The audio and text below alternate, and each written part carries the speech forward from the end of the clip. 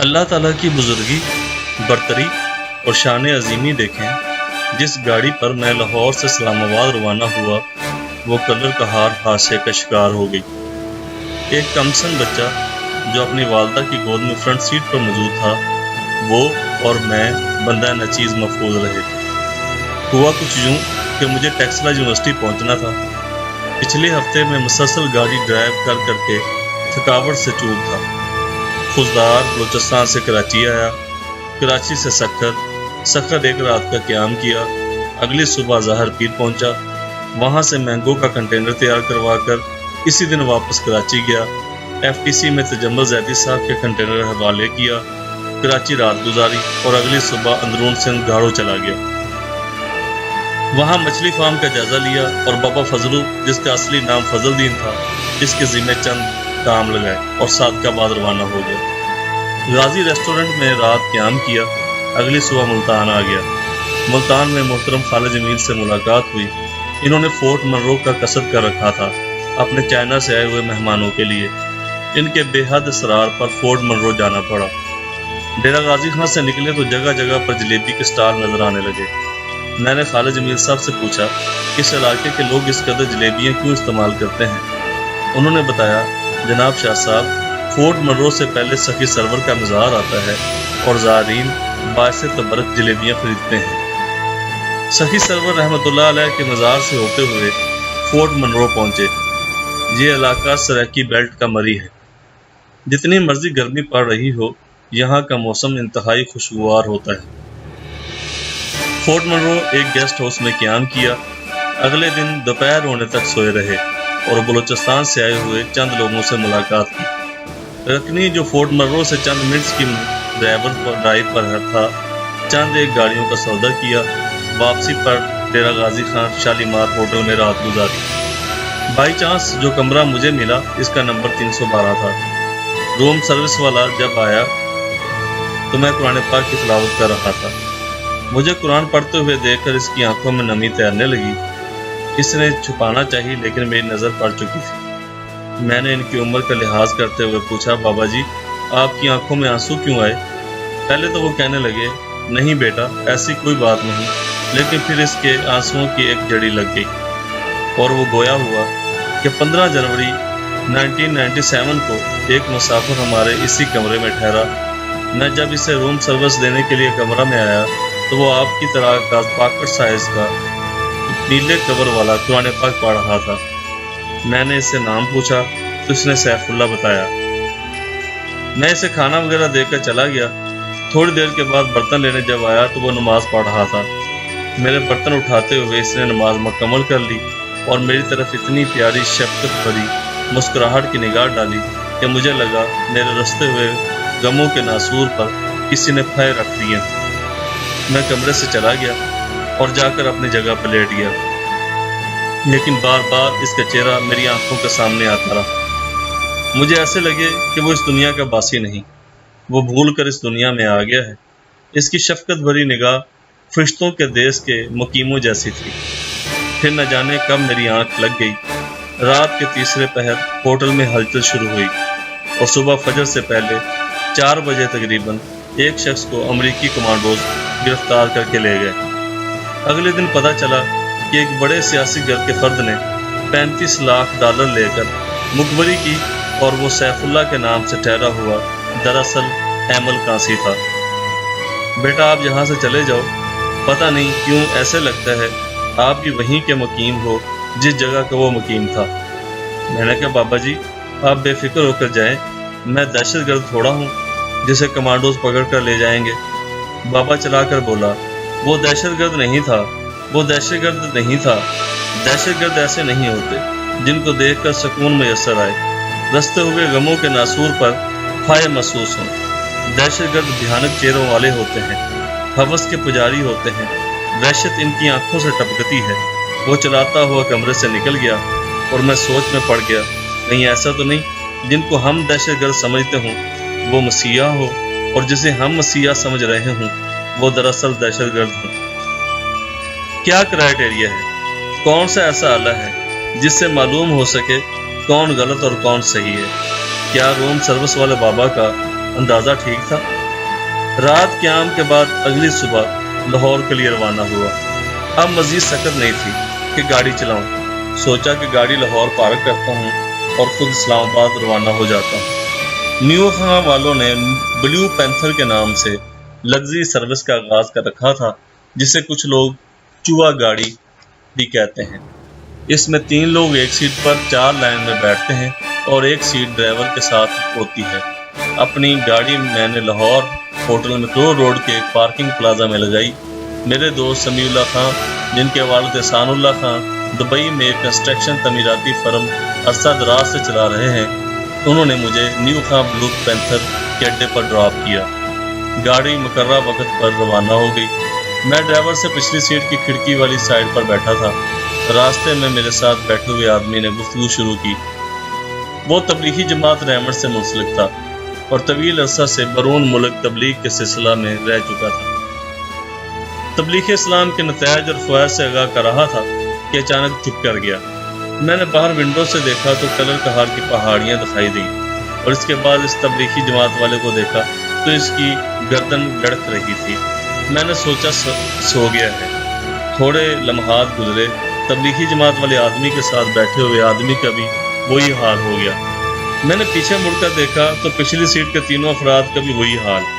اب میری گھبراہٹ میں اضافہ ہوا۔ پچھلی سیٹ سے پچھلی سیٹ والوں بلکہ آخری سیٹ تک یہی حالت تھی۔ میں انتہائی خوف کے عالم میں ڈرائیور کو اطلاع کرنے کے لیے آگے بڑھا۔ کیا دیکھتا ہوں، ڈرائیور کی گردن بھی ایک جانب لڑک رہی تھی۔ فرنٹ سیٹ پر بیٹھی خاتون کی حالت بھی ان سب سے مختلف نہ تھی۔ واحد فرنٹ سیٹ پر بیٹھی خاتون کی گود میں موجود بچہ کھیل رہا تھا۔ اتنی دیر میں چڑھائی چڑھتا ہوا ایک ٹرک ایکسل ٹوٹنے پر یا کسی اور خرابی کے پیش نظر بے قابو ہو گیا اور لڑکتا ہوا آ کر ایک دھماکے کی سی آواز سے بلیو پینتھر سے آ ٹکرایا اور میں اس حادثے کی وجہ سے بے ہوش ہو گیا۔ جب مجھے ہوش آیا تو میں ایک ہسپتال کی وارڈ میں تھا۔ ڈاکٹر حضرات نے بتایا کہ حادثہ اتنا شدید تھا کہ آپ اور ایک بچے کے علاوہ سب کی ڈیتھ ہو گئی ہے۔ میں آج تک یہ سب بات سمجھنے سے قاصر ہوں کہ وہ تمام لوگ ڈرائیور سمیت حادثے سے پہلے ہی اپنے خالق حقیقی کے پاس پہنچ چکے تھے۔ کیا مالک ارض و سما ان تمام احباب کو اس حادثے کی تکالیف سے بچانا چاہتا تھا یا پھر مجھ گنہگار کو کچھ دکھانا چاہتا تھا؟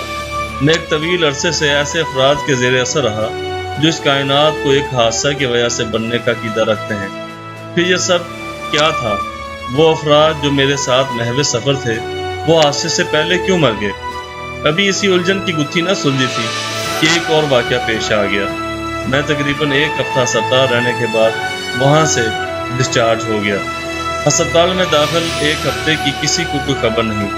زندگی ہی ایسی گزری جیسے کوئی مہمہ ہو جو حال ہی نہیں ہوا آج تک۔ سرزد ہم سے بے ادبی تو وحشت میں بھی کم ہی ہوئی۔ کوسوں اس کی اور گئے اور سجدہ ہر گام کیا، لیکن اس کے باوجود روز اس شہر میں ایک حکم نایا ہوتا ہے، کچھ سمجھ میں نہیں آتا کہ کیا ہوتا ہے، اور اپنی حالت اس شعر سے مختلف نہیں۔ ارادے باندھتا ہوں، سوچتا ہوں، توڑ دیتا ہوں، کہیں ایسا نہ ہو جائے، کہیں ایسا نہ ہو جائے۔ ہسپتال سے نکل کر رابطہ کیا ٹیکساس یونیورسٹی میں جس لڑکے کو ملنے کے لیے میں لاہور سے نکلا تھا، تو راستے میں حادثہ پیش آ گیا۔ وہاں سے پتہ چلا کہ وہ لڑکا 2 دن پہلے ہی اپنے گاؤں روانہ ہو گیا ہے۔ کوششیں بسیار کے بعد ایک لڑکا اس کے گاؤں کا مل گیا، لیکن اگلے دن اس کا پیپر تھا جس کی وجہ سے وہ میرے ساتھ روانہ نہ ہو سکا۔ اس لڑکے کا نام دریاب خان تھا، جس کو ملنے کے لیے میں کراچی سے ٹیکسلا یونیورسٹی پہنچا۔ مجھے گولڈن نمبر کے حصول کے لیے ایبٹ آباد کال کے دوران پتہ چلا تھا کہ دریاب خان کے پاس ہاتھ کی لکھائی سے لکھا ہوا قدیم زمانے کا قرآن پاک موجود ہے۔ جتنی رقم میں میجر اعظم کو گولڈن نمبر کے حصول کے لیے دے رہا تھا، اس سے تھوڑی زیادہ رقم خرچ کر کے میں اس نادر قرآنی نسخہ کو حاصل کر سکتا تھا۔ یہ بات مجھے میجر اعظم نے بتائی تھی اور میں نے دریاب خان سے اس سلسلہ میں ملاقات کرنی تھی۔ موبائل فون کے ٹاور ہر جگہ موجود نہیں تھے، جس کی وجہ سے دریاب خان کے گاؤں میں سگنل نہیں آتے تھے۔ بالآخر میرے ساتھ یونیورسٹی کا ایک لڑکا اپنی بائک پر جانے کے لیے تیار ہو گیا۔ ہم دریاب خان کے گاؤں کا مکمل ایڈریس لڑکے سے معلوم کر کے بائک پر روانہ ہو گئے۔ ہری پور سے پہلے کوٹ نجیب اللہ کے قریب سے نالے کے ساتھ چلتے ہوئے زریاب خان کا گاؤں آتا تھا۔ نالے میں ریت اور پتھر بہت زیادہ تھے اور اسی نالے میں ہی ہم نے زریاب خان کے گاؤں پہنچنا تھا۔ کوٹ نجیب اللہ سے جب نکلے تو مغرب کی اذانیں ہو رہی تھیں۔ کوٹ نجیب اللہ سے نالے پر مجھے تھوڑا سفر ابھی طے کیا تھا کہ موٹر سائیکل بند ہو گئی۔ حتی الوسع کوشش کے باوجود بائک سٹارٹ نہ ہوئی۔ اندھیرا چھا گیا تھا اور رات بھی چاندنی والی نہیں بلکہ اندھیری تھی۔ اب ہم بیچ مندہار کے مصداق پھنسے ہوئے تھے۔ عشاء کا وقت بھی گزر گیا۔ باری باری ہر 5 منٹ بعد ہم ککس لگاتے رہے۔ موٹر سائیکل تھی کہ سٹارٹ ہونے کا نام ہی نہ لے رہی۔ بقول میر تقی میر، بے کس ہوئے بے بس ہوئے، بے کل ہوئے بے گت ہوئے، حوصلہ ہار کر پیدل چلنے کا ارادہ کیا۔ اب معلوم پڑا کہ بائک کی ہمت تھی کہ وہ ہم دونوں کو لیے جا رہی تھی۔ راستہ ریتلا اور پتھریلا ہونے کی وجہ سے ہم دونوں مل کر بھی اکیلی بند موٹر سائیکل کو لے جانے سے قاصر تھے۔ موٹر سائیکل گویا زبان سے کہہ رہی ہو، میں تیرے سنگ کیسے چلوں ساجنا، تو سمندر ہے میں ساحلوں کی ہوا۔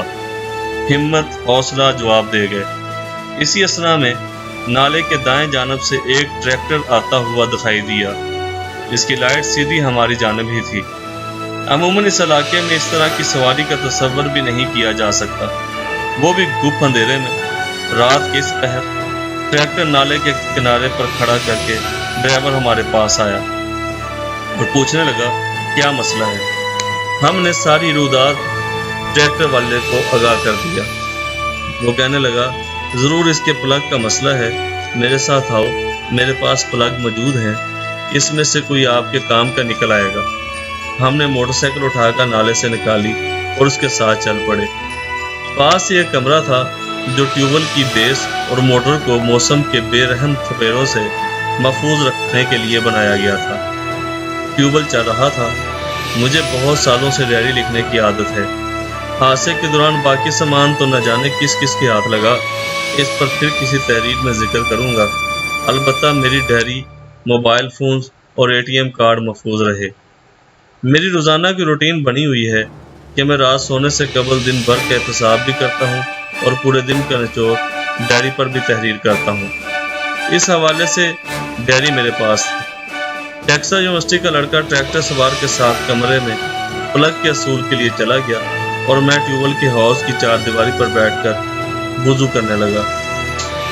ڈائری جو ہمہ وقت میرے ساتھ ہوتی ہے وہ میں نے ٹیوبویل کے نل کے تھامنے والے سیمنٹ کے بلاک جس کے درمیان ٹیوبویل کا نل تھا اور اوپر والی سیمنٹ کے بلاک کی سائڈ چبوترا نما تھی پر رکھ دی۔ وضو کے بعد مجھے ڈائری اٹھانے کا خیال ہی نہ رہا۔ وجہ یہ تھی کہ میرے وضو کرنے کے دوران 2 یا 3 دفعہ ٹریکٹر سوار نے آواز دی کہ سر جی چائے تیار ہے، اندر آ کے چائے پی لیں۔ میں بس اسی جلدی میں وضو کر کے اٹھا اور اندر چلا گیا۔ اندر کے ماحول سے قارئین کو آگاہ کرتا جاؤں، ایک ننگی بجلی کی تار کے ساتھ کنڈی ڈال کر ہیٹر چل رہا تھا۔ ہیٹر پر پڑی ہوئی سلور کی کتیلی جسے برسوں پرانی ہو اور اس میں ابالے کھاتی چائے، چینی کی پھولدار پیالیاں جن کے کنارے خستہ حالی کا نمونہ، ایک جانب لکڑی کا منہ کھلا صندوق جو پلگوں سے بھرا پڑا، دوسری جانب ٹیوبویل کا پائپ جو بور میں جا رہا تھا، وہ ایک کنواں نما گڑھے میں 20 سے 25 فٹ سطح زمین کے نیچے ایک موٹر جو مسلسل پانی نکالنے کے لیے چلی جا رہی تھی، دیواروں پر مختلف کیلوں پر گول ربڑ کے سوراخوں والے پہیے، ایک اور جانب کسی، کدال اور لوہے کی ایک چادر۔ کمرے کا ماحول طلسماتی اور ڈرونا سا تھا، لیکن ٹریکٹر سوار کا رویہ انتہائی مشفق، انتہائی ملنسار اور کریمی والا تھا۔ چائے پینے کے بعد ایسا لگا جیسے ساری تھکاوٹ رفو چکر ہو گئی۔ چائے پینے کے بعد لکڑی کے صندوق سے پلگ نکال کر ٹریکٹر سوار باہر گیا اور کہنے لگا آؤ چابی مجھے دو اور اپنے سفر پر روانہ ہو جاؤ۔ رات کے 9:45 ہو رہے تھے۔ ہم باہر آئے۔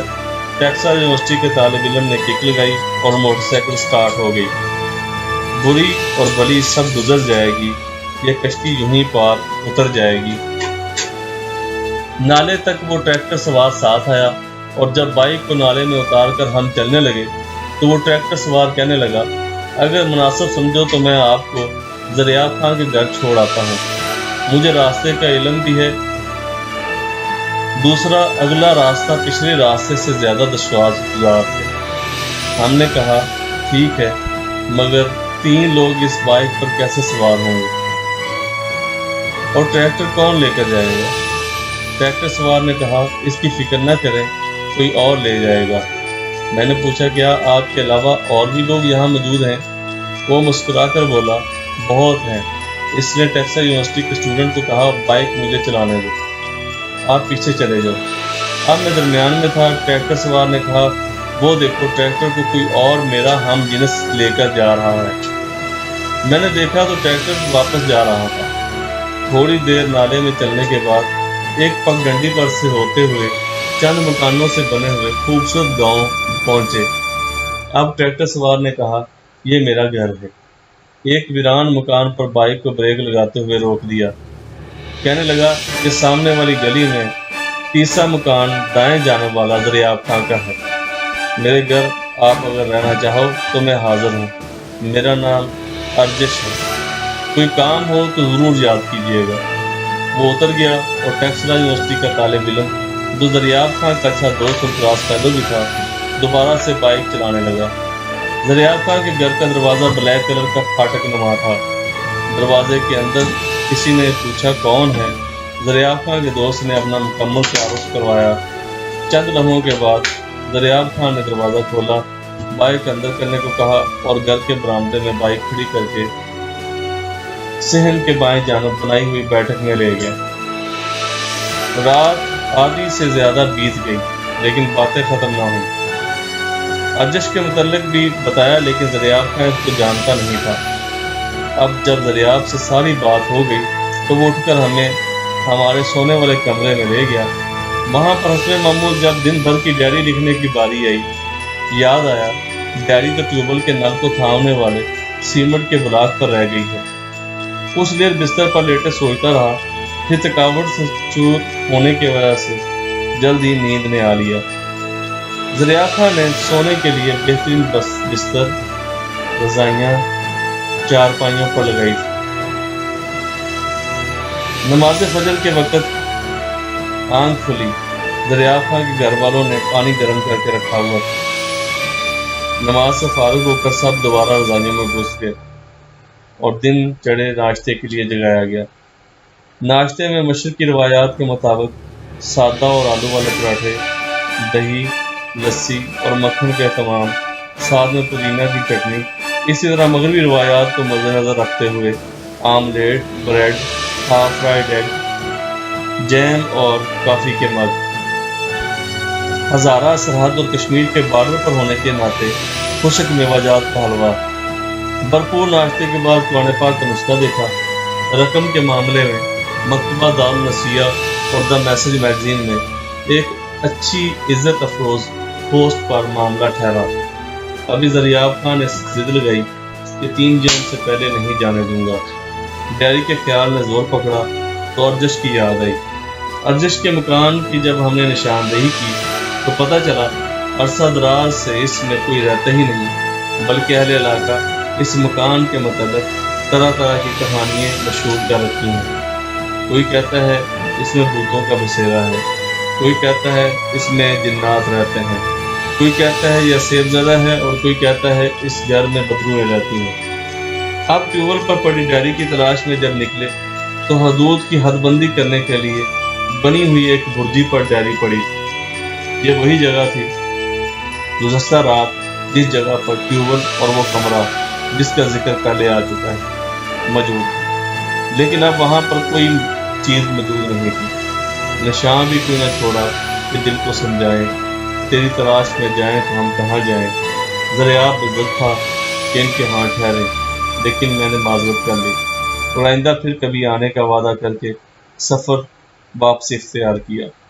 ٹیکساس یونیورسٹی میں دریاب کے دوست کلاس فیلو اور بائک کو چھوڑا حسن عبدال 50 سال میں کلیان سنگھ، جس نے ماشاءاللہ پنجابی میں ایک منفرد کتاب بھی لکھ رکھی ہے، ادب کی دنیا میں ان سے ملاقات ان ایام میں ہوئی جب میں نے لکھنا شروع کیا تھا۔ سیکھنے کے مراحل تو پوری زندگی ختم نہیں ہوتے، تاحال لکھنا سیکھ ہی رہا ہوں۔ کلیان نے لاہور جانا تھا اور اس کے ساتھ ہی میں بھی لاہور آ گیا۔ آج اس نے شرف ہم سفری بخشا تھا اور کچھ ایسے کہ مجھے خواہش منزل نہ رہی۔ لاہور پہنچ کر کلیان سنگھ نے اپنے ماموں جو کینیڈا سے آئے ہوئے تھے ان سے ملاقات کروائی۔ ملاقات میں جو دیگر احباب تھے ان میں ویر جی، گلاب سنگھ، علی احتشام، جابر فارانی اور حسن احتشام۔ ان سب کی تفصیل پھر کسی اور دن۔ البتہ حسن احتشام کو مل کر مجھے وہی لگا جو شالیمار ہوٹل کے روم سروس والے بابا نے مجھے دیکھ کر کہا تھا کہ تم اس دیس کے باسی نہیں ہو، لگتا ہے تم بھی وہیں کے مقیم ہو یہاں کے ہمارے پاس ٹھہرا ہوا سیف اللہ احمل کاسی مقیم تھا۔ حسن احتشام کے چہرے پر عجیب سے اطمینان ڈھلکتا تھا، بولنے میں، چلنے میں فرشتہ صرف انسان، حیا کا مجسم اور خلق کا بہتر۔ اس ملاقات کے علاوہ چند ایک اور ملاقات بھی اس کے ساتھ ہوئی۔ ایک دفعہ تو علی احتشام بھائی جو حسن احتشام کے بڑے بھائی تھے اشرار کر کے سمن آباد آخری گول چکر کے قریب اپنے گھر لے گئے۔ گھر کا ماحول اسلاف کی سادگی کا بہترین نمونہ تھا اور زمین پر بچھی ہوئی چٹائی پر بیٹھ کر دعوت سراج کا مزہ لیا۔ چند دن گزرنے کے بعد معلوم ہوا حسن پاک بار خاموش جنگ کے بیٹ چڑھ گیا۔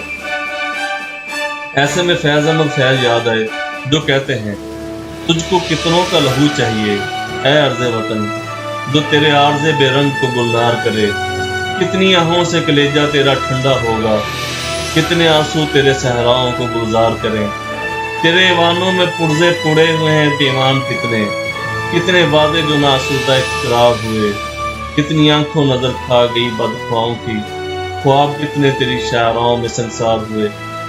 آج تک بے شمار نوجوان اس خاموش جنگ جسے سب جنگ کا نام بھی دیا جاتا ہے کی نظر ہو گئے، باقی جو بچ جاتے ہیں ان کو فرقہ واریت کی بینٹ چڑھا دیا جاتا ہے۔ جنت کا لالچ دے کر اور حوروں کا وعدہ کر کے نوجوانوں کو مرنے اور مارنے پر اکسایا جاتا ہے۔ کفر کے فتووں کی بھرمار ہے۔ پاک سرزمین مذہب کے نام سے مقتل گاہ کا روپ دھار چکی ہے۔ درباروں، آستانوں، خانقاہوں اور مزاروں پر اندھی تقلید اور عقیدت کے مارے لوگ کسی کو بھی اپنے پیشوا، رہبر، مرشد اور پیر کی مخالفت میں کفر، بے ادبی، گستاخی اور جہنمی کا سرٹیفکیٹ عطا کر دیتے ہیں۔ اے وہ کہ اندھی عقیدتوں سے حقیقتوں کو چھپانے والوں، محیب راتوں کی ظلمتوں میں صداقتوں کو دبانے والوں، دلیلیں جھوٹی، دعوے بھی باطل، سراب آنکھوں کو سونپتے ہو، خدا کی مشعل کو تھام کر کیوں جہاں کو شعلوں میں جھونکتے ہو، خدا کے امروں نہیں کے آگے خود اپنی مرضی چلانے والوں، حجاز کے اس حسین دامن کو گندے دبوں کو مت لگاؤ، یہ پاک دھرتی خدا کا گھر ہے، خدا کے گھر میں بنا میں مذہب، سروں کے مینار مت بناؤ، خدا کے بندوں سے چاہتوں کے عظیم رشتے مٹانے والوں، یہ یاد رکھو خدا تو بندے کے جسم میں دوڑتے لہو سے قریب تر ہے، اے دین حق پر مسلکوں کے دبیز پردے گرانے والوں، یہ یاد رکھو کہ دین تعصب کے ہر تصور کے ہر جہاں سے بلند تر ہے، اے تخت و منبر کی آر لے کر مہکتے گلشن جلانے والوں، یہ یاد رکھو قفس کے پیروں سے خوشبوؤں کا سفر رکا ہے نہ رکے گا، ابھرتے سورج کو اپنے ہاتھوں کی انگلیوں سے چھپانے والوں، یہ یاد رکھو افق کی دریز سے ابھرتا ہوا یہ سورج نہیں چھپے گا، خدائے برتر کا نام لے کر زمین کو جہنم بنانے والوں، یہ یاد رکھو تمہاری جنت کے جھوٹے وعدے، یہ روندی کچلی، یہ سہمی سہمی سی خلقت نہیں سنے گی، یہ یاد رکھو یہیں پہ ہر سوال ہوگا، یہیں پر ہر ایک جواب ہوگا، یہیں سے اٹھے گا شور محشر، یہیں پہ روز حساب ہوگا۔ یہ سب تو ہماری اندرونی خلفشار، ہماری فروعی اختلافات اور ملکی لیول کے معاملات تھے جن کا ذکر پچھلے چند صفحات پر کرنے کی جسارت کی ہے۔ اب آنے والے صفحات پر ذرا ہمارے خارجی تعلقات پر ایک نظر۔ عرصہ دراز سے ہم اس بلاک سے وابستہ رہے، جنہوں نے ہمیشہ ہمیں دھوکے میں رکھا۔ کبھی ان کے بحری بیڑے اتنی تاخیر کا شکار ہوئے کہ 4 عشرے گزر جانے پر بھی نہ پہنچ سکے۔ 40 سال ہمارے کچھ دوستوں کی نظر میں انسان آدمی کو نبوت کے مقام پر پہنچانے کے لیے کافی ہوتے ہیں، لیکن وہ دوستی جس کو 40 سال سے زیادہ عرصہ گزرنے کے باوجود استقامت اور بھروسہ کا مقام حاصل نہ ہو سکا۔ میں نے اس دوستی کے متعلق جب بھی قومی جرائد اور بین الاقوامی اخبار پڑھے تو ایک ہی جملہ 100 سے زیادہ مرتبہ پڑھنا نصیب ہوا کہ ہمارے تعلقات طریق کے نازک موڑ پر ہیں۔ عرصہ 40 سال میں 100 مقام اگر ایسے آئے ہیں کہ ہمارے دوست امریکہ کے ساتھ وہ انتہا لیول کی بد اعتمادی کی نظر ہوئے تو پھر کہے کی دوستی، کہے کا رشتہ اور کہے کے تعلقات۔ تم تکلف کو بھی اخلاص سمجھتے ہو فراز؟ دوست ہوتا نہیں ہر ہاتھ ملانے والا۔ بہت سے لوگ امریکہ بہادر کے خلاف بولنے سے ڈرتے ہیں۔ خوف کا یہ عالم ہے کہ اگر کوئی سچ قلم کی یا زبان کی نوک پر لانے کی صحیح کرتا ہے تو ایسے شخص کو خیر خواہی کا کہہ کر امریکہ مخالف لکھنے سے روک دیتے ہیں۔ بصورت دیگر اس لکھنے والے کو رائٹر سے لے کر ہر طرح کے سماجی روابط منقطع کر لیے جاتے ہیں۔ مجھے ایسے میں سید سعید صفی یاد آئے۔ کیا خوبصورت انداز ہے، کہاں خطائیں ہوئی ہیں ہم سے، ہمیں تو کچھ بھی خبر نہیں ہے، مقام کیسا یہ آ گیا ہے، کسی دعا میں اثر نہیں ہے، کوئی بشر بھی نہیں ہے محفوظ، مسردوں پر ہے جب سے قاتل، کسی کی دستار چھن گئی ہے، کسی کے شانے پہ سر نہیں ہے، ہمیں خبر ہے ہمارے ہاتھوں پہ دنیا بیعت نہیں کرے گی، مگر ہیں ہم بھی حسینی سید، ہمیں یزیدیوں کا ڈر نہیں۔ امریکہ کے دور معیار پر اب تو کسی کو بھی شک نہیں۔ پاکستان میں جب بھی کوئی ترقیاتی پروجیکٹ شروع ہوتے ہیں جن سے پاکستانیوں کی تقدیر بدلنے کا اندیا ملتا ہے، پھر فور ایک اعلیٰ سطحی وفد ہمارے حریف ملک انڈیا کی طرف ہمارا کولیشن پارٹنر امریکہ بہادر روانہ کر دیتا ہے، جس کی وجہ سے پاکستان پر شدید دباؤ بڑھنا شروع ہو جاتا ہے۔ یہ کیسا دوست ہے جس کو اپنے دوست کی ترقی کسی بھی حال میں قابل قبول نہیں؟ ایک اور ستم ظریفی یہ ہے کہ دوستی اور دشمنی کا معیار بھی یک طرفہ پالیسیوں سے مارج وجود میں آتا ہے۔ ہمارے اشخاص اور ان کی شخصیتوں میں زمین و آسمان کا فرق ہے۔ ایسے ہی باقی کے تمام معاملات میں بھی یہ گیپ کبھی ختم نہیں ہوتا۔ پھر ایسے تو پروان نہیں چڑھتی دوستی۔ مجھے چند سال پہلے محترم دگے چودھری صاحب کا کالم پڑھنے کا اتفاق ہوا، جو اتنا فصیح اور اتنا جامع اور اتنا منفرد اور میرے اس موضوع سے مطابقت رکھتا ہے کہ میں اپنی کلپنگ سیکشن سے ہو بہو نقل کر رہا ہوں۔ آپ اسے غور سے پڑھیں اور پھر دیکھیں ہمارے اس دوست کے سامنے ہماری کیا حیثیت۔ وہ محض ایک صحافی تھا، ان 2,42,014 صحافیوں میں سے ایک معمولی صحافی جو اس وقت دنیا کے 180 ممالک میں بکھرے پڑے۔ اس کی تعلیم بھی کوئی خاص تعلیم نہیں تھی، ایک معمولی سی یونیورسٹی کا معمولی سا گریجویٹ جسے بے روزگاری اور ایڈونچر صحافت کے جوہر میں بحال آیا۔ اس کی معلومات، اس کی معاملہ فہمی بھی قابل ذکر چیز نہیں تھی۔ وہ ہر بارے شخص کو طالب، ہر پرسرار شخصیت کو ملا عمر سمجھتا تھا۔ اس کا آئی کیو لیول، اس کے حالات کو سمجھنے کی صلاحیت بھی انتہائی پست تھی۔ وہ اسامہ بن لادن کو تارک روڈ کے پلازوں اور فیصل کالونی کی تنگ و تاریک گلیوں میں تلاش کر رہا تھا۔ ہاں البتہ اگر اس میں خوبی تھی تو بس اس کا نام ڈینیل پرل تھا اور وہ امریکی تھا، لہذا جب وہ اغوا ہوا تو پوری دنیا میں آگ لگ گئی۔ وائٹ ہاؤس اس کا مدعی بن گیا اور جارج ڈبلیو بش، ڈک چینی، رمزفیلڈ اور وینٹری اس کے لواحقین۔ وہ دنیا کے تمام اخبارات، ریڈیو، ٹیلی ویژن چینل اور میگزینوں کی ہاٹ نیوز ہو گیا۔ اس کے اغوا کو ٹیلی ویژن اور ریڈیو کے بلیٹنز میں مجموعی طور پر 436 گھنٹے کوریج ملی اور اس پر دنیا کی 500 زبانوں میں 3.5 ارب لفظ لکھے گئے۔ جب وہ مرا تو دنیا بھر کے ذرائع ابلاغ میں اس کے لیے نوحے پڑے۔ بش، ٹونی بلیر اور پرویز مشرف نے تعزیتی بیانات جاری کیے۔ پینٹاگون اور وائٹ ہاؤس سے انتقام لینے کے اعلانات ہوئے۔ ایری فلشر نے شیخ عمر، امریکہ کے حوالے کرنے کا مطالبہ کیا اور قانون کی پرانی کتابوں سے حوالے نکال کر ثابت کیا گیا۔ 1931 میں امریکہ اور مشترکہ ہندوستان کے درمیان مجرموں کو ایک دوسرے کے حوالے کرنے کا جو معاہدہ طے پایا تھا، گو پاکستان اس معاہدے کے 16 سال بعد مارچ وجود میں آیا، لیکن اس کے باوجود وہ اس کا پابند۔ یہ سب کچھ کیوں ہوا اور یہ سب کچھ کیوں ہو رہا ہے؟ صرف اس لیے کہ وہ ایک امریکی تھا، اس کا رنگ سفید تھا، اس کا نام ڈینیل پل تھا۔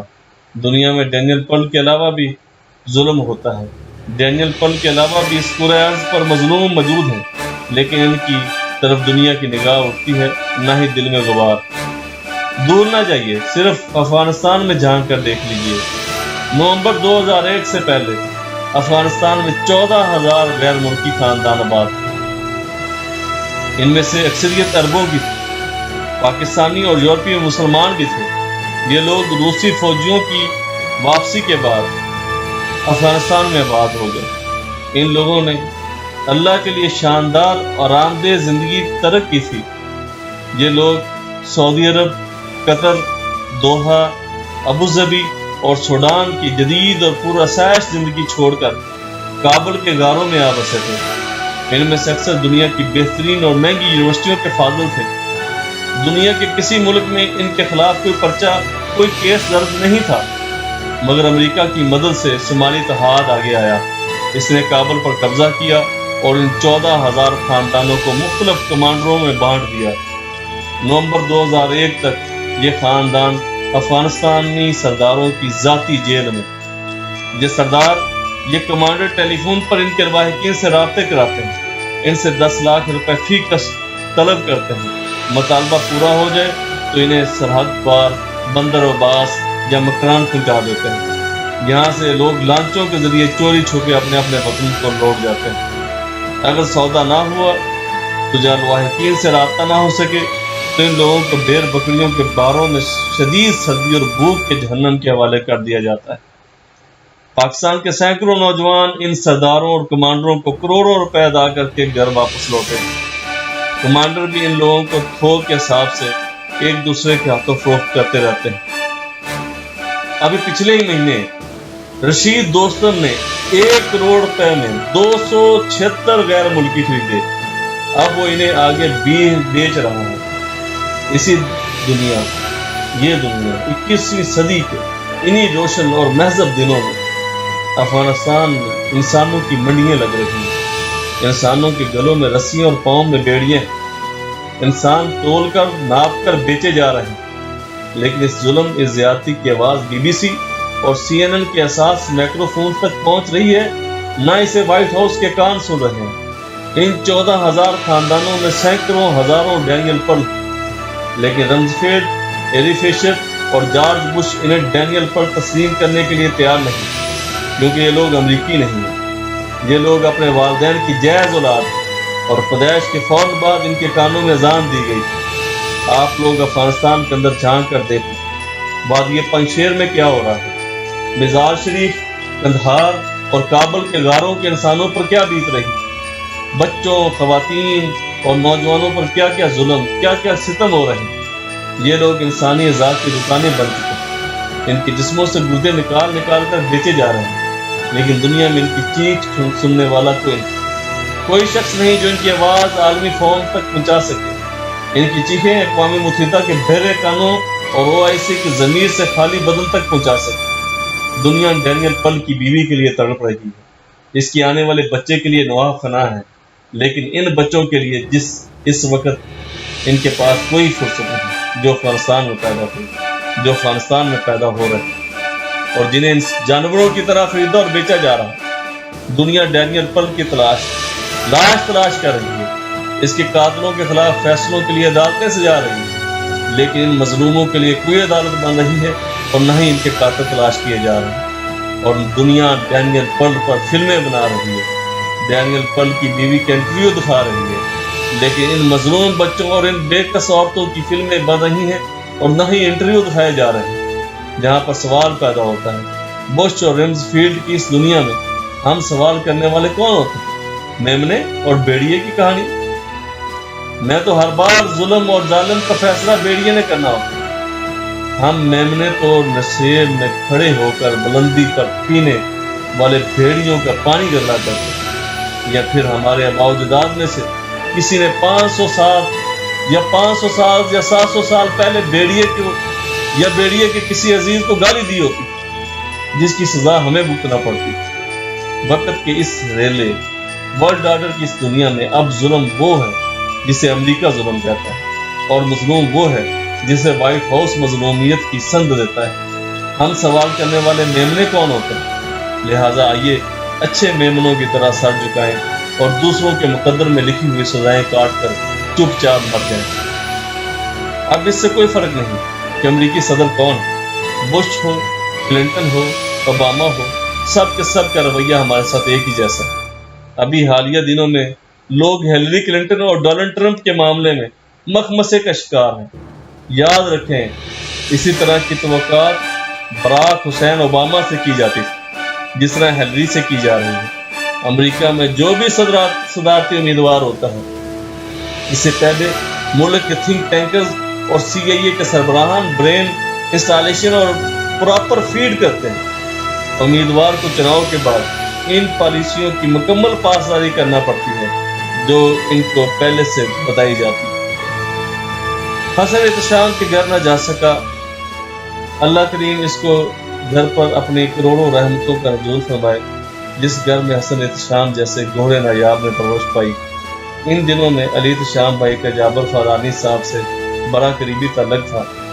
جابر فارانی پرنٹنگ کے شعبہ سے وابستہ تھے اور انہوں نے نسبت روڈ پر کرتاس کے نام سے ایک ادارہ بنا رکھا۔ جابر فارانی صاحب انتہائی ملنسار، مہمان نواز، خدا ترس انسان تھے، تاریخ پر عبور رکھتے تھے۔ جابر صاحب کے ایک بھائی GC میں پروفیسر تھے، انہوں نے اردو ادب کی شورا آفاق کتابیں بھی لکھ رکھی تھی۔ نام نہاد مذہبی افراد سے بیزاری کی وجہ سے ان دنوں تحقیقی مراحل سے گزر رہا تھا۔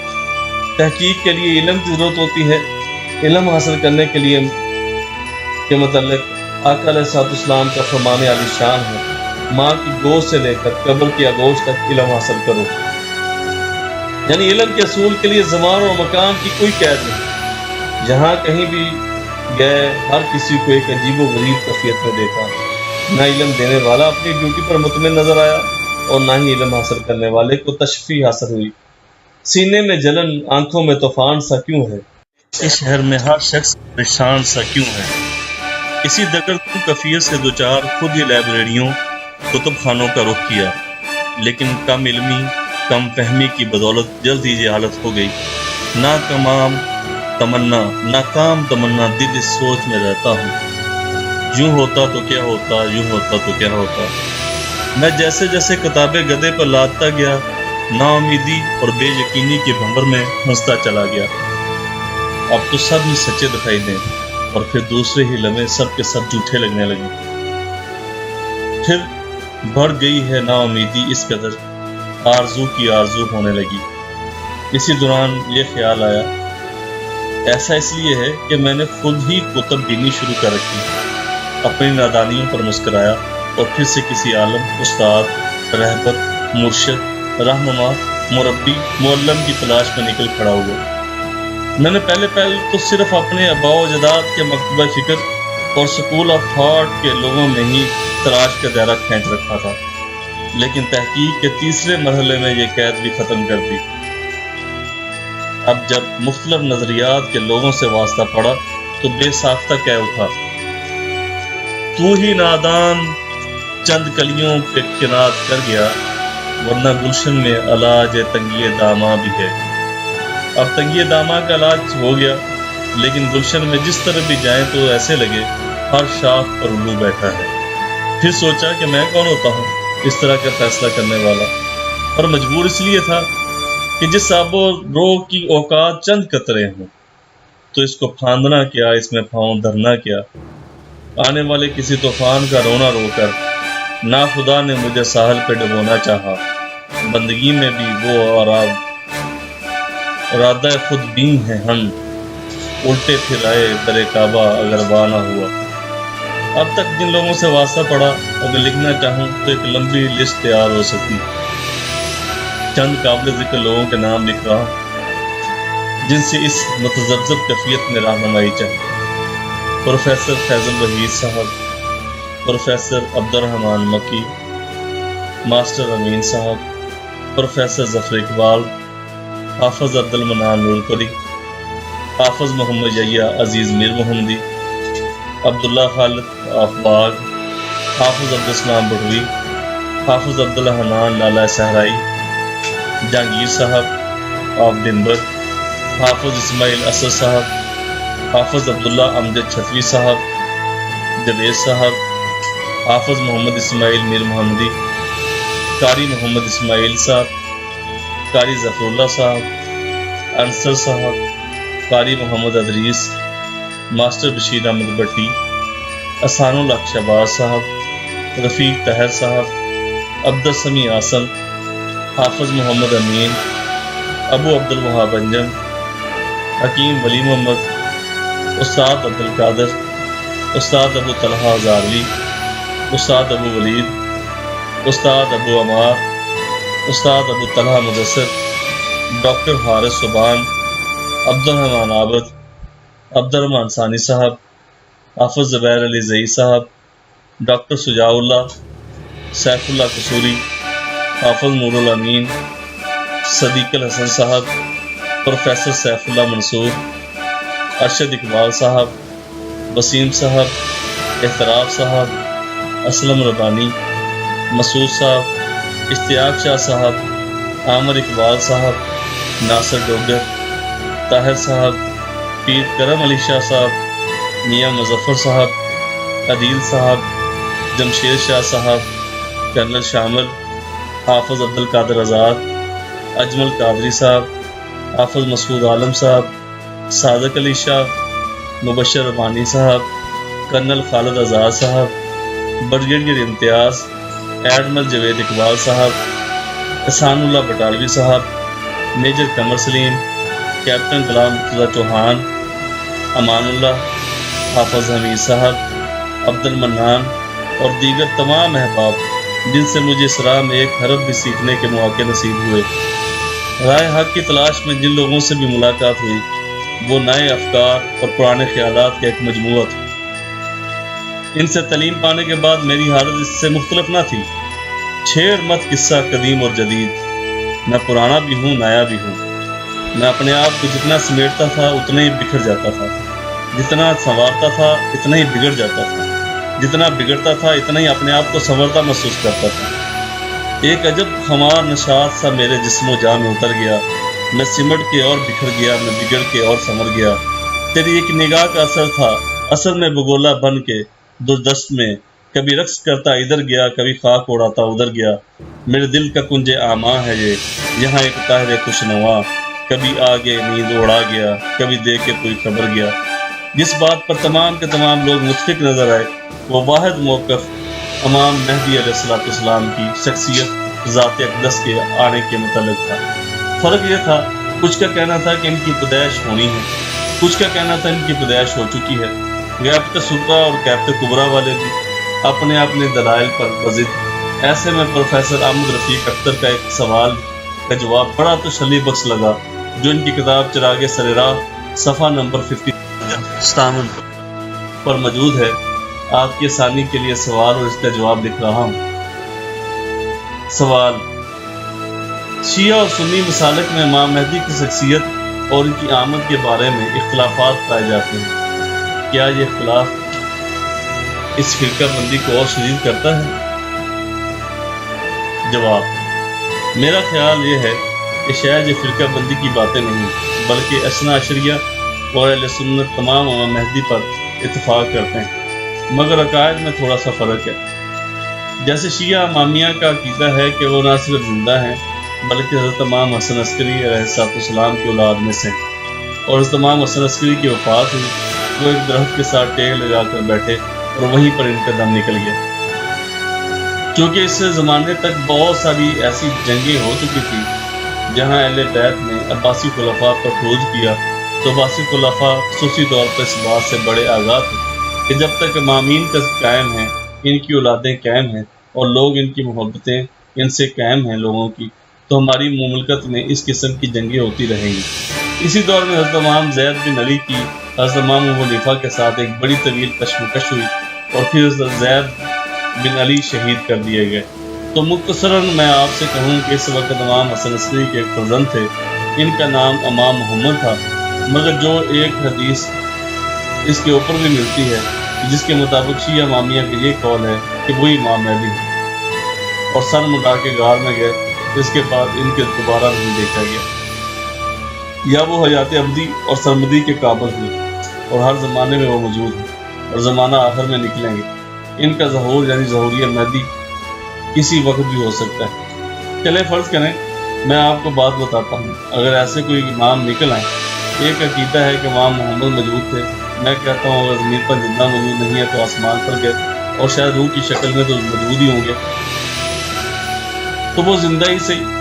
مسئلہ اس وقت پیدا ہوگا جب ظہوری مہدی ہوگا، اور اگر وہ مہدی ہیں تو پھر شیعہ کیا سنی کیا تمام ان پر ایمان لائیں گے، کیونکہ مہدی خود تو نہیں بتا سکے گا کہ میں بھی پیدا ہوا ہوں یا پہلے سے موجود تھا۔ تو ایسی اغلاط کے لیے کلیش آف اوپینینز نہیں کہہ سکتے، اس کو ہم یہ نہیں کہہ سکتے کہ مہدی کے لیے اختلاف رائے ہے، بلکہ امام پر یہ اختلاف رائے نہیں گنا جائے گا۔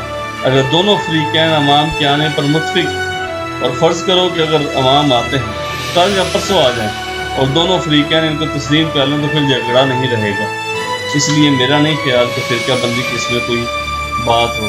میرا خیال یہ ہے approach is the problem as likely different in the both in the sides.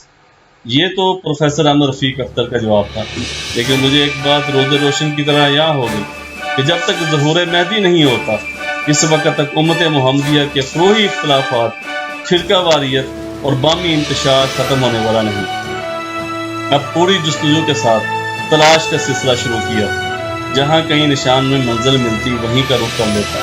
ان پرخوار سفروں کے دوران جو کچھ دیکھنے کو ملا، اگر میں 2 لائنوں میں بیان کرنا چاہوں تو یہ شعر بہت پورا اترتا ہے۔ دیکھ مسجد میں شکستہ رشتہ تسبیح و شیخ، بت کدے میں برہمن کی پختہ زناری بھی دیکھ۔ اس تلاش میں نظام منزل میں جو بیتی، اس پر بہت جلد ایک مکمل کتاب لکھوں گا بتوفیق باللہ۔ ایک سفر ناظرین کی دلچسپی کے لیے بیان کر رہا ہوں۔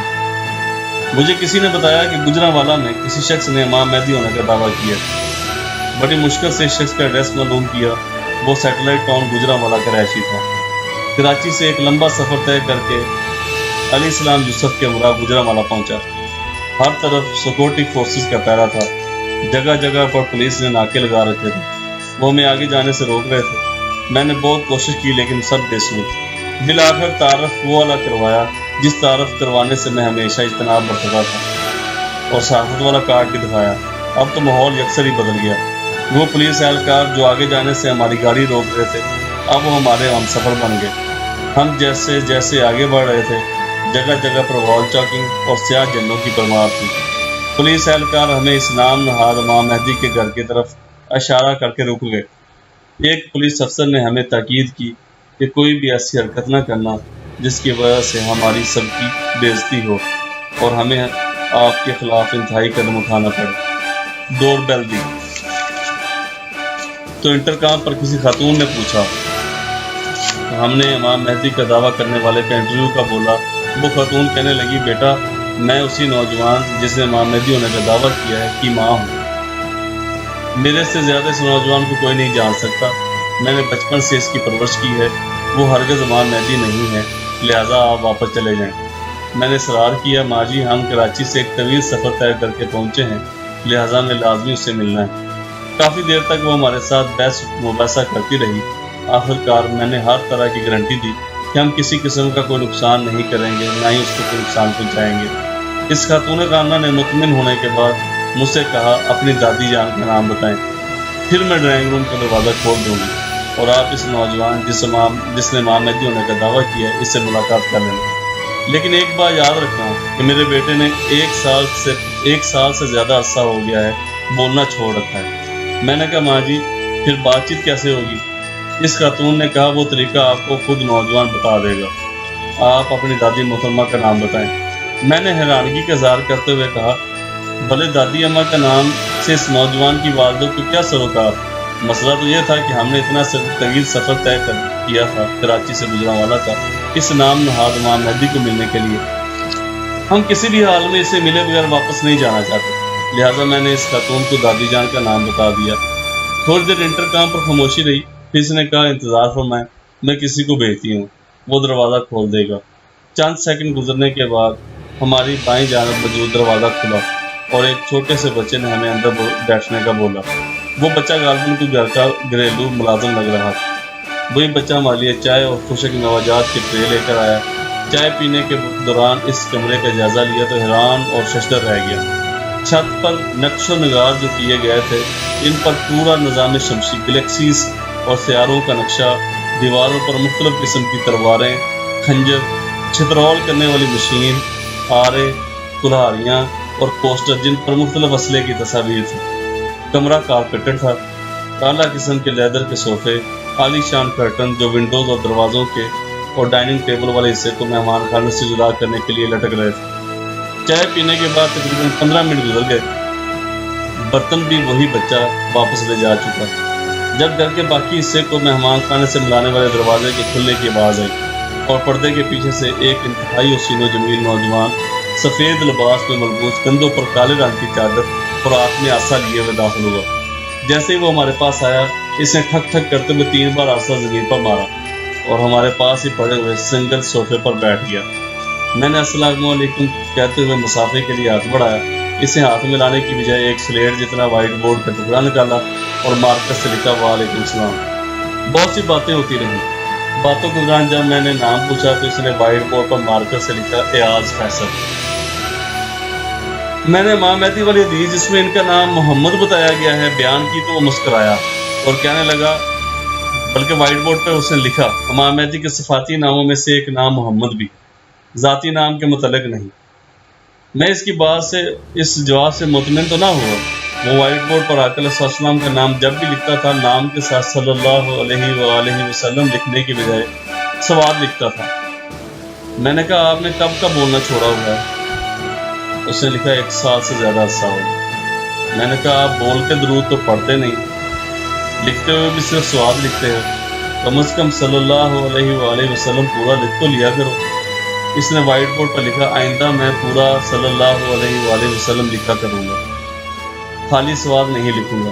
پھر میں نے پوچھا، تمام انبیاء علیہ السلام نے زبان سے دعوت دے کر اتمام حجت کیا اور ایک پیغمبر حضرت موسیٰ علیہ السلام کی زبان میں لکنت تھی، بچپن میں زبان پر کوئلہ رکھنے کی وجہ سے، تو انہوں نے اللہ کریم سے زبان کی گرہ کھولنے کی دعا کی تاکہ لوگ ان کی دعوت کو اچھے طریقے سے سمجھ سکیں۔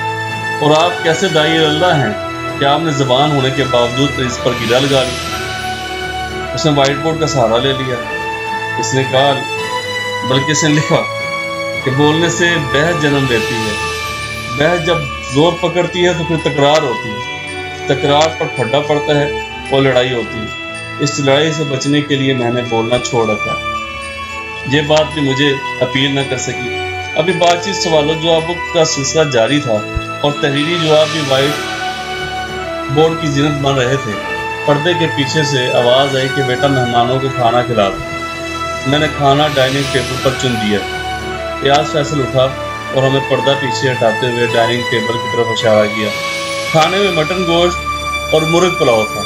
میں نے جان بوجھ کر کہا کہ میں گوشت نہیں کھاتا، حالانکہ میں تو گوشت چھوڑتا ہی نہیں۔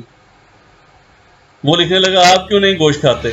میں نے کہا، کھاتا ضرور ہوں، مگر جب تک کنفرم نہ ہو کہ ذبح کرنے والے نے تکبیر پڑھی ہے کہ نہیں، میں گوشت نہیں کھاتا۔ اس نے لکھا وائٹ بورڈ پر کہ میں بھی آئندہ اس بات پر احتیاط کروں گا۔ پھر اس نے لکھا، میں کوئی اور چیز آپ کے لیے منگواؤں؟ میں نے منع کر دیا۔ اسی دوران پاس ہی کسی مسجد میں اذان ہوگی۔ میں نے چھترول والی مشین کے متعلق پوچھا تو اس نے لکھا کہ جب میری حکومت قائم ہو جائے گی تو جو لوگ میرا انکار کریں گے ان کو اس مشین کے سامنے باندھ دیا جائے گا اور اس کے بعد الیکٹرک چھترول شروع ہو جائے گی۔ پھر ایاز فیصل نے لکھا، نماز پڑھنے چلیں؟ میں نے کہا، کہاں جانا ہے؟ تو جواب میں غالباً اس نے جامع مسجد فتح کا لکھا یا مجھے یاد نہیں۔ میں نے پوچھا، نماز کی امامت کون کروائے گا؟ تو اس نے لکھا، امام مسجد۔ میں نے پوچھا، امامت آپ کیوں نہیں کرواتے؟ تو وہ لکھنے لگا کہ ویسے ہی۔ میں نے پوچھا کہ امامت والے آپ کو امام مہدی مانتے ہیں، تسلیم کرتے ہیں؟ ایاز فیصل لکھنے لگا، نہیں۔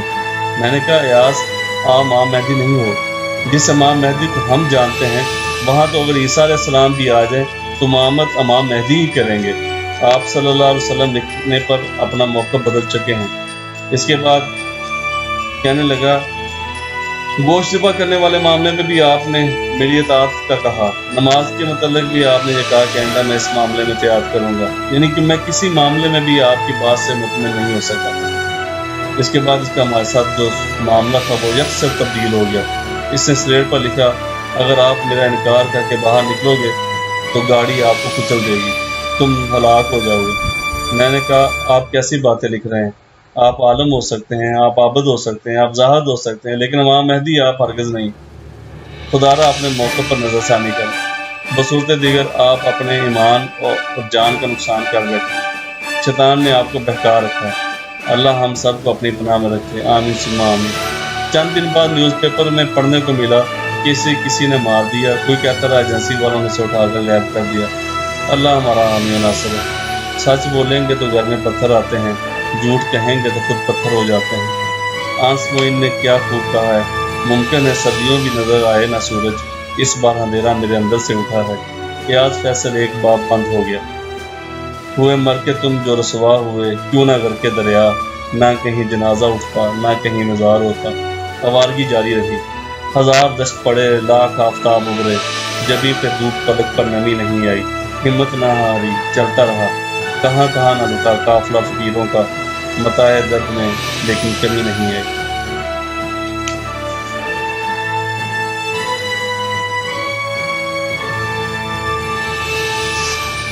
میں ہوں دا میسج ٹی وی سے خالد بخاری۔ ہمارے چینل کو سبسکرائب کریں اور ساتھ میں بیل آئیکن دبائیں تاکہ ہر آنے والی ویڈیو آپ تک آسانی سے پہنچ سکے۔